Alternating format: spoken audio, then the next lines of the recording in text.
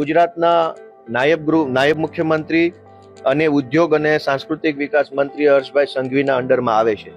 આજે હું એમની ઓફિસે ગયો અને મેં ત્રણેય પ્રશ્નો જે એમના વિભાગના છે એની રજૂઆત કરી. હું ધારાસભ્ય બન્યા પછી પહેલી વખત આજે એમની ઓફિસમાં કોઈ કામ લઈને કોઈ રજૂઆત લઈને ગયો છું. એ ત્રણેય કામ એમના વિભાગમાં આવે છે.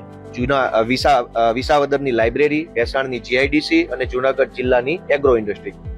મેં ત્યાં રજૂઆત કરી તો માનનીય મંત્રીશ્રીનો મને ફોન આવ્યો મારા નંબર પર અને એમણે કીધું કે જે કાંઈ રજૂઆત લઈને આવ્યા છો એને અમે ધ્યાને લેશું. એક સારી બાબત છે. રાજનીતિ તો ઠીક છે, ચાલતી રહેવાની છે.